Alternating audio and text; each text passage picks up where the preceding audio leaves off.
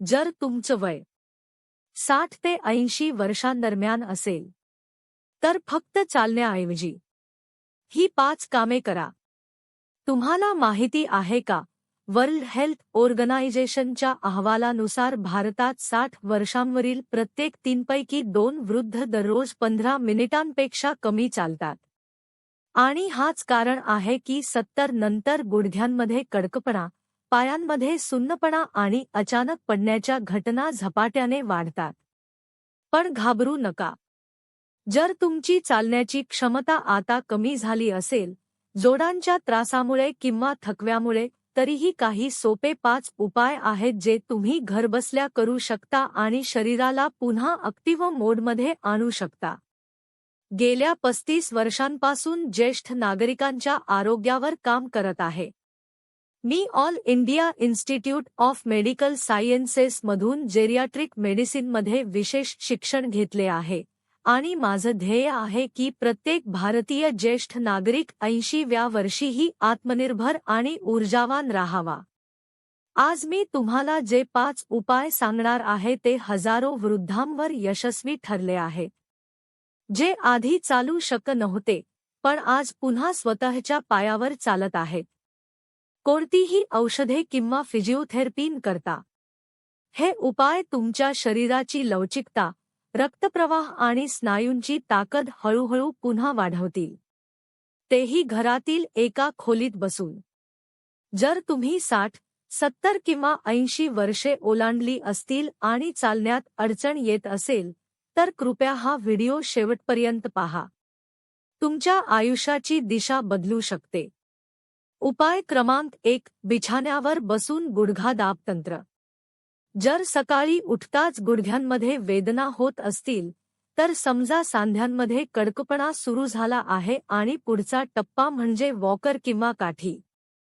मथुरातील 74 वर्षीय श्री ओमप्रकाशजींना रोज बिछाण्यावरून उठायला 10 ते 15 मिनिटे लागत होती. दोन्ही गुडघ्यांमध्ये इतका कडकपणा होता जणू कुणीतरी कुलूप लावले. एके दिवशी त्यांच्या नातवाने व्हिडिओ कॉलवर त्यांना ही गुडघा तंत्र शिकवली आणि एका आठवड्यातच ते म्हणू लागले, आता शरीर पुन्हा चालायला तयार आहे. त्यांच्या सुनेनुसार, आधी उठल्यावर 2 तास चहा पिऊन वेदना कमी करायचे, आता उठताच स्वतः अंघोळ करून येतात. या उपायात गुडघे हलकेच दाबणे आणि पुढेमागे हलवणे यामुळे सायनोव्हियल ग्रंथींमधून द्रव बाहेर पडतो, जो हाडांना गुळगुळीतपणा देतो. जेव्हा शरीर 6-8 तास पडून असते, तेव्हा हा द्रव घट्ट होतो आणि त्यामुळे सकाळचा कडकपणा येतो. पण या तंत्रामुळे रक्तप्रवाह वाढतो, सायनोव्हियल फ्लुइड रिलीज होतो आणि कार्टिलेज झिजण्याऐवजी पुन्हा सक्रिय होऊ लागते. All India Institute of Medical सायन्सेसच्या एका अभ्यासात आढळले की 60 वर्षांवरील 82% लोकांमध्ये सकाळचा कडकपणा हा हालचालींच्या अभावामुळे असतो, अर्थरायटिसमुळे नाही. आता सांगा, तुम्ही सकाळी उठल्यावर तुमच्या गुडघ्यांकडे लक्ष देता का, की फक्त वेदना सहन करून उठता? टाईप करा 1 जर तुम्ही काही व्यायाम करता, किंवा 0 जर करत नाही. हे कसं करायचं? सकाळी उठल्यानंतर उशीचा आधार घेऊन सरळ बसा. दोन्ही पाय सरळ पसरवा आणि शरीर सैल ठेवा. आता उजवा पाय वाका आणि दोन्ही हातांनी गुडघा पकडा. हळूहळू गुडघा पुढे मागे हलवा, जसं एखाद्या बाळाला हलवत आहात. जोर लावू नका, फक्त हलका दबाव ठेवा. हे 10 वेळा करा, मग दुसऱ्या पायानेही तेच करा. असे एकूण 3 राऊंड करा. पूर्ण वेळ 5 ते 7 मिनिटे. बोनस टिप: यानंतर लगेच गुडघ्यांवर कोमट कापड किंवा हॉट वॉटर बॅग ठेवा. यामुळे रक्तवाहिन्या आणखी सक्रिय होतील. जर तुमच्याकडे मोहरीचे तेल असेल, तर हलकी मालिश करून ही क्रिया केल्यास परिणाम दुप्पट होतो. एक छोटा घरगुती प्रयोग: मोहरीच्या तेलात लसूणाच्या 2 पाकळ्या टाकून हलका गरम करा आणि त्याने आधी मालिश करा. या तेलाला गुडघा तेल म्हणा आणि ते रोजचा नियम बनवा. जेव्हा गुडघ्यांमध्ये वेदना होतात, तेव्हा वृद्ध व्यक्ती फक्त शारीरिकदृष्ट्या नाही तर मानसिकदृष्ट्याही कमजोर होतात. त्यांचा आत्मसन्मानही कमी होतो. ते प्रत्येक गोष्टीसाठी इतरांवर अवलंबून राहू लागतात. जेवण, बाथरूम, बाहेर जाणं.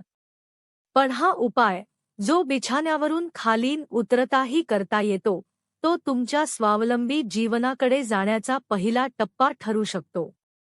आता पुढचा उपाय, जो पायन उचलताही त्यामध्ये 3 पट रक्तप्रवाह वाढवतो. अगदी घरी बसून, खुर्चीवरच करता येतो. उपाय क्रमांक 2, खुर्चीवर बसून एडीपंजा प्रेस. जर तुमचे पाय झोपल्यासारखे वाटतात, झिणझिण्या येतात किंवा अचानक उठताना तोल जातो, तर समजून घ्या की शरीर इशारा देत आहे. खाली रक्तप्रवाह कमी होत आहे. आग्रा येथील 69 वर्षांच्या रेखा देवी यांना दररोज सकाळी उठल्यावर असं वाटायचं की पायात काहीच ताकद नाही. झिणझिण्या, सुन्नपणा आणि कधी-कधी बोटंही हलत नव्हती. डॉक्टरांनी न्यूरोपॅथी सांगितली, पण औषधांनी आराम मिळाला नाही. मग त्यांच्या बहिणीने त्यांना एडीपंजा प्रेस ही खुर्चीवरची एक्सरसाइज सांगितली. फक्त 5 मिनिटे सकाळी आणि 5 मिनिटे रात्री 15 दिवसांनी त्यांनी सांगितलं, आता माझे पाय स्वतः चालायला तयार आहेत. हा व्यायाम पायांच्या स्नायूंना आणि नसांना, पेरिफेरल नर्व्हस मायक्रो ॲक्टिव्हेट करतो. जसं बटण दाबल्यावर वीज सुरू होते, तसं एडी आणि पंजे जमिनीवर दाबल्याने पायांतील रक्तवाहिन्या आणि नसांना उत्तेजना मिळते. अभ्यासानुसार, वृद्धांमध्ये चालण्यापेक्षा खुर्चीवर बसून नियंत्रित हालचाली करणं जास्त फायदेशीर ठरतं. यामुळे रक्तप्रवाह सुधारतो आणि न्यूरोपॅथीच्या तक्रारी सुमारे 37% पर्यंत कमी होऊ शकतात. हा उपाय विशेषतः त्या वृद्धांसाठी उपयुक्त आहे ज्यांना डायबेटिस, थायरॉईड किंवा बीपीमुळे रक्तप्रवाहाच्या समस्या आहेत. आता सांगा, तुम्ही कधी पायांना सक्रिय ठेवण्यासाठी खुर्चीवर बसून काही व्यायाम करता का, की फक्त बसून टीव्ही पाहता आणि विचार करता आता काय होणार? टाईप करा 1 जर तुम्ही पायांचा काही घरगुती व्यायाम करता, किंवा 0 जर करत नाही. हे कसं करायचं? घरातील कोणत्याही सरळ आणि मजबूत खुर्चीवर बसा, खूप मऊ किंवा खूप उंच नसावी. पाय पूर्णपणे जमिनीवर ठेवा. पंजे आणि एडी सपाट असावेत. आता एडी जमिनीवर जोराने दाबा आणि 10 सेकंद तसंच ठेवा. नंतर पंजे उचलून जमिनीवर दाबा, जसं पायाच्या पुढच्या भागाने जमीन ढकलत आहात. हा क्रम 10 वेळा करा. म्हणजे 1 राऊंड. सुरुवातीला दिवसातून एकदा करा, नंतर हळूहळू सकाळ संध्याकाळ दोन्ही वेळा करा. जर श्वास लागला किंवा चक्कर आली, तर जवळ कोणीतरी असू द्या. बोनस टिप: या व्यायामानंतर 5 मिनिटांसाठी पाय उंच ठेवा. उदा. बिछाण्यावर झोपून उशीवर ठेवू शकता. यामुळे पायांमध्ये साचलेलं रक्त वरच्या दिशेने वाहतं आणि सूज किंवा जडपणा कमी होतो. जर तुमच्याकडे जुना टेनिस बॉल असेल, तर तो पायाखाली ठेवून रोल करा. त्यामुळे प्रेशर पॉइंट्सवर दाब पडतो आणि अतिरिक्त आराम मिळतो. अनेक वृद्ध सांगतात, आमचं डोकं तर चांगलं काम करतं, पण पाय साथ देत नाहीत. खरं तर, जेव्हा पायांचा जमिनीशी संपर्क कमी होऊ लागतो, तेव्हा आत्मविश्वासही कमी होतो. पण लक्षात ठेवा, शरीराला पुन्हा चालू करण्याची सुरुवात बसूनही करता येते. तुमची खुर्ची फक्त आरामासाठी नाही, ती एक छोटी व्यायामशाळाही बनू शकते. आणि सर्वात चांगली गोष्ट म्हणजे, या उपायासाठी तुम्हाला बाहेर जायची गरज नाही, पैसे खर्च करायची गरज नाही, किंवा बूट घालायचीही गरज नाही. फक्त थोडीशी इच्छाशक्ती हवी. आता विचार करा, जर फक्त दाब देऊन रक्तप्रवाह सुरू होऊ शकतो, तर पुढचा उपाय तर तुमच्या पायांतील झोपलेल्या नसांना जाग करणार आहे. तेही जमिनीवर अनवाणी बसून. उपाय क्रमांक 3, पायाच्या बोटांची टोकरलं. जर चालताना तोल जात असेल आणि पायात पकड, ग्रीप राहत नसेल तर पडणं ही फक्त वेळेची बाब आहे. इंदौरचे 82 वर्षीय किशोरलालजी आधी रोज एकटे फिरायला जायचे. पण एकदा बाथरूममध्ये थोडी घसरण झाली आणि ते भिंतीला धडकले. हाड मोडलं नाही, पण त्यांचा आत्मविश्वास तुटला. ते चालायलाच घाबरू लागले. मग त्यांच्या मुलाने इंटरनेटवरून ही साधी टो कर्ल टेक्निक शिकवली. फक्त 3 मिनिटे सकाळी आणि 3 मिनिटे संध्याकाळी आणि तिसऱ्या आठवड्यात ते पुन्हा पार्कमध्ये एकटे चालू लागले. आपल्या पायाच्या बोटांचा शरीराच्या संतुलनात खूप मोठा वाटा असतो. ही बोटं मेंदूपर्यंत छोटे छोटे सिग्नल पाठवतात. जसं हातात पकड असते तशीच पायातही पकड असते. पण वय वाढल्यावर ही पकड कमी होते. टो कर्लसारख्या व्यायामामुळे पायातील लहान स्नायू, इंट्रिन्सिक मसल्स, पुन्हा सक्रिय होतात. यामुळे जमिनीवरील पकड मजबूत होते आणि शरीराचं संतुलन परत सुधारतं. एका अभ्यासानुसार जे वृद्ध दिवसातून फक्त 6 मिनिटे टो ग्रिप ट्रेनिंग करतात, त्यांच्यात पडण्याच्या घटना 45% पर्यंत कमी होतात. आता सांगा, तुम्ही कधी पायाच्या बोटांचा व्यायाम करण्याचा विचार केला आहे का? टाईप करा 1 जर तुम्ही कधी टो एक्सरसाइज केली असेल, किंवा 0 जर आज पहिल्यांदाच ऐकत असाल. हे कसं करायचं? जमिनीवर एक टॉवेल, अंगोछा किंवा जुना रुमाल ठेवा जो ना खूप घसरता ना खूप जाड असेल. आता खुर्चीवर सरळ बसा आणि पाय त्या कपड्यावर ठेवा. पायाच्या बोटांनी तो कपडा ओढण्याचा प्रयत्न करा. जसं मूठ आवळतो तसं. 5 सेकंद धरून ठेवा आणि मग सोडा. असं प्रत्येक पायाने 10 वेळा करा, एकूण 20 वेळा. लक्षात ठेवा, फक्त बोटांचा वापर करा, एडी जमिनीवरच राहिली पाहिजे. याचा फायदा काय? ही क्रिया शरीराला शिकवते, माझा पाय जमिनीवर आहे, मी पडणार नाही, म्हणजेच शारीरिक आणि मानसिक दोन्ही प्रकारे सुरक्षिततेची भावना वाढते. बोनस टिप: हा व्यायाम अनवाणी, बिना चप्पल बूट करा, कारण बूट घातल्यावर तो ग्रिप नीट काम करत नाही.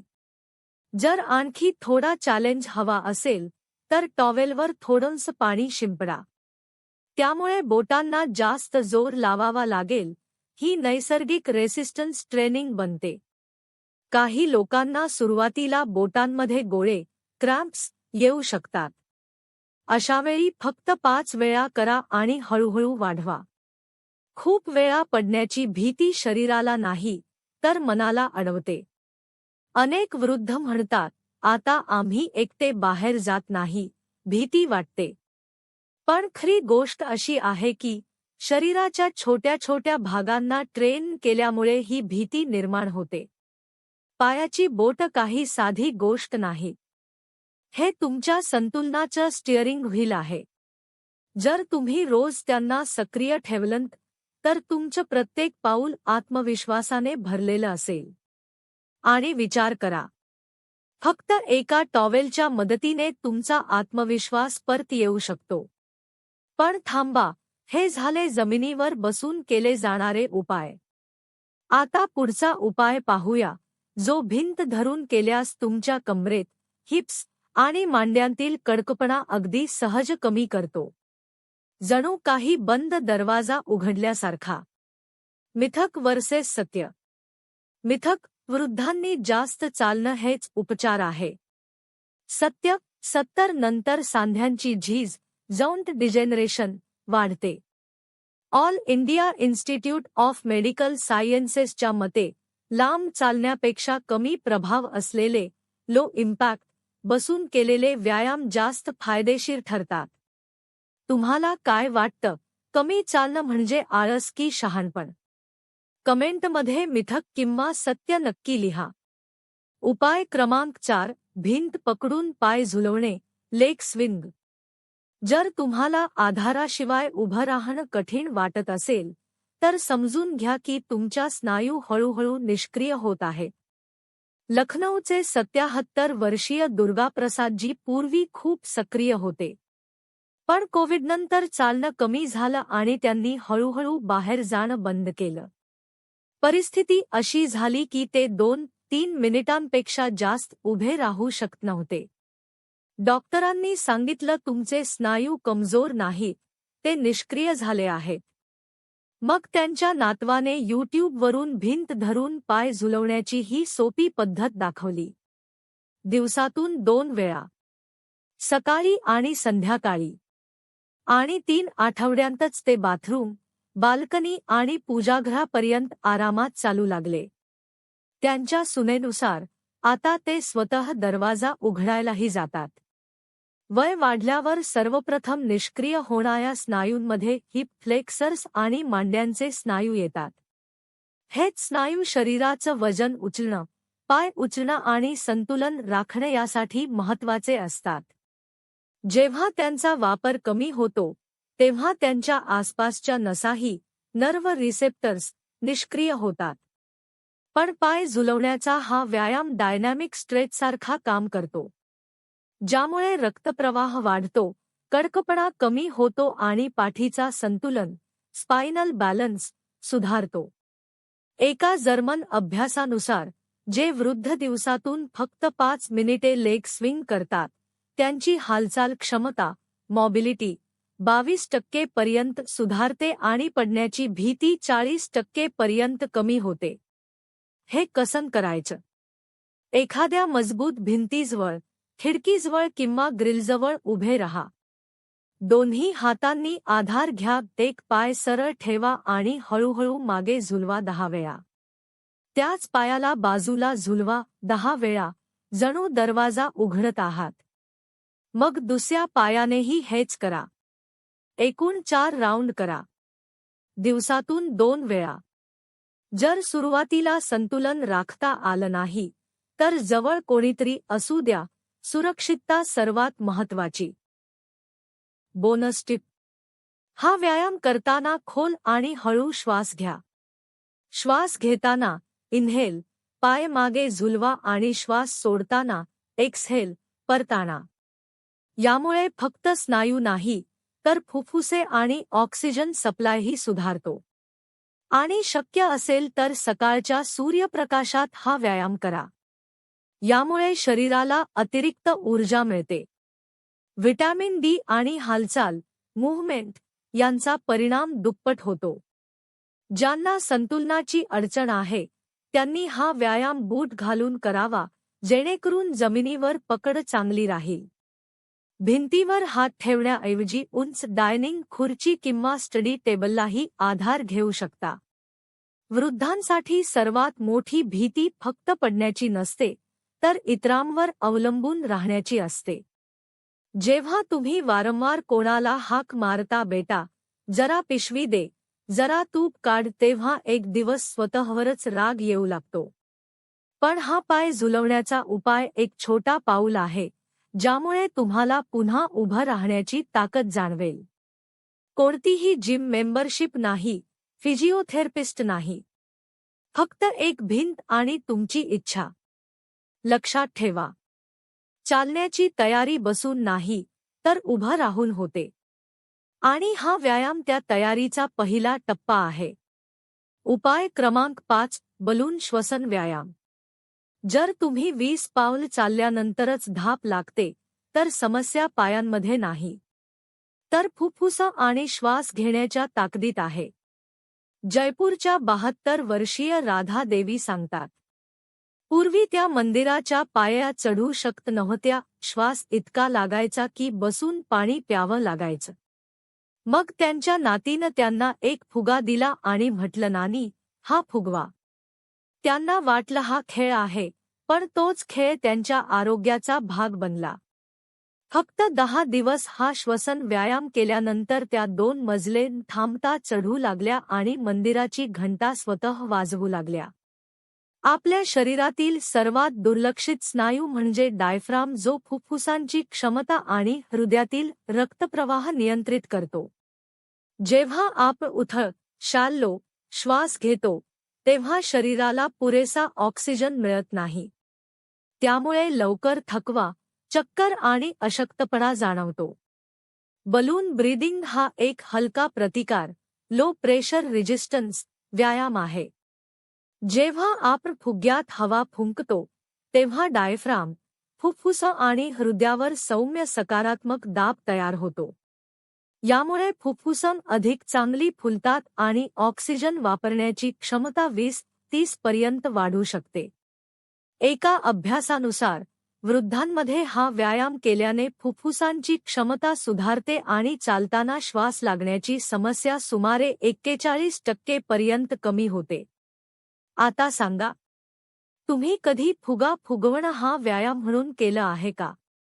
एक टाईप करा जर तुम्ही आधीपासून करता, किंवा 0 जर आज पहिल्यांदाच ऐकत असाल. आणि कमेंटमध्ये नक्की सांगा, आजपासून सुरू करणार का? हे कसं करायचं? एक साधा, मध्यम आकाराचा फुगा घ्या, काही खास लागणार नाही. आरामदायक खुर्चीवर बसा, पाठ सरळ ठेवा. पाय जमिनीवर ठेवा. नाकाने 5 सेकंद खोल श्वास घ्या. मग ती हवा हळूहळू फुग्यात 5 सेकंदात सोडा. श्वास अडवता पुन्हा प्रक्रिया करा. असं एकूण 10 वेळा करा. दिवसातून 2 वेळा सकाळी आणि संध्याकाळी. जर सुरुवातीला चक्कर आली किंवा श्वास लागला तर मध्ये 30 सेकंद विश्रांती घ्या. हा एक सौम्य, जेंटल व्यायाम आहे. हळूहळू सवय लावा. पण फुफ्फुसांसाठी हा एक अत्यंत प्रभावी उपाय आहे. बोनस टिप: या व्यायामानंतर 2 मिनिटे अनुलोमविलोम, ऑल्टरनेट नॉस्ट्रिल ब्रीदिंग नक्की करा. यामुळे तुमचा नर्व्हस सिस्टीम संतुलित राहतो आणि श्वासाची लय स्थिर होते. याचा एक अतिरिक्त फायदा म्हणजे तणाव आणि चिंता देखील कमी होते. म्हणजेच फक्त चालण्यात नाही, तर विचारांमध्येही स्पष्टता येते. जर तुमच्याकडे फुगा नसेल तर पाण्याची रिकामी बाटली किंवा पेपर बॅगमध्ये फुंकणे हा पर्याय वापरू शकता. मुख्य लक्ष प्रतिकार, रेजिस्टन्स यावर असलं पाहिजे. जेव्हा वृद्ध म्हणतात आता शरीर साथ देत नाही, तेव्हा अनेकदा ते श्वासाच्या ताकदीकडे दुर्लक्ष करतात. श्वास म्हणजे जीवन आहे. हे फक्त म्हण नाही, तर वैद्यकीय विज्ञानाचा मूलभूत सिद्धांत आहे. जर तुमचे श्वास खोल, नियंत्रित आणि मजबूत असतील, तर शरीराचा प्रत्येक भाग, पाय असो किंवा मेंदू चांगलं काम करतो. बलून ब्रीदिंग हा अत्यंत स्वस्त, सोपा आणि प्रभावी उपाय आहे. कोणतीही मशीन नाही, औषध नाही. फक्त तुम्ही, तुमची फुफ्फुसं आणि एक फुगा. लक्षात ठेवा, जर श्वास पूर्ण आणि मजबूत असेल तर चालण्याची ताकद आपोआप परत येते. आता विचार करा, जर कोणी हे 5 उपाय पूर्णपणे दुर्लक्षित केले तर त्याच्या शरीरावर, मनावर आणि आयुष्यावर काय परिणाम होऊ शकतो? चला, अशाच एका वृद्ध व्यक्तीची खरी कथा पाहूया. 74 वर्षीय श्री बृजमोहन शर्मा दिल्लीमध्ये एकटे राहत होते. सुरुवातीला ते रोज चालायला जायचे, पण हळूहळू पायात जडपणा येऊ लागला आणि त्यांनी चालणं कमी केलं. काही महिन्यांतच पायऱ्या चढणं कठीण झालं. त्यांचं आयुष्य एका खोलीपुरतं मर्यादित झालं. एक दिवस ते बाथरूममध्ये घसरले. गुडघ्याला दुखापत झाली आणि त्यांना रुग्णालयात दाखल करावं लागलं. डॉक्टरांनी सांगितलं जर यांनी हलका घरगुती व्यायाम केला असता तर आज ही वेळ आली नसती. ही गोष्ट त्यांच्या मनाला लागली. पुढील 3 महिन्यात त्यांनी तेच 5 उपाय सुरू केलं. बिछाण्यावर बसून गुडघा दाब, खुर्चीवर एडी पंजा प्रेस, टोकरलं, भिंत पकडून पाय झुलवणे, बलून ब्रीदिंग. 6 महिन्यात त्यांचं शरीर पुन्हा सक्रिय झालं. आज बृजमोहनजी पुन्हा पार्कपर्यंत चालत जातात. हळूहळू पण आत्मविश्वासाने. त्यांची कथा आपल्याला शिकवते, चालता येत नाही याचा अर्थ थांबणं नाही, तर योग्य मार्ग निवडणं आहे. पुन्हा एकदा ते 5 उपाय लक्षात ठेवा. बिछाण्यावर बसून गुडघा दाब तंत्र, खुर्चीवर बसून एडीपंजा प्रेस, जमिनीवर टोकरलं, पायाच्या बोटांचा व्यायाम, भिंत पकडून पाय झुलवणे, बलून श्वसन व्यायाम. जर तुमचं वय 60, 70 किंवा 80 वर्ष असेल आणि तुम्ही आता कमी चालू शकत असाल, तर याचा अर्थ जीवन थांबलं नाही. याचा अर्थ आता चालण्याऐवजी शरीराला चालना देणारे व्यायाम अधिक महत्त्वाचे आहेत.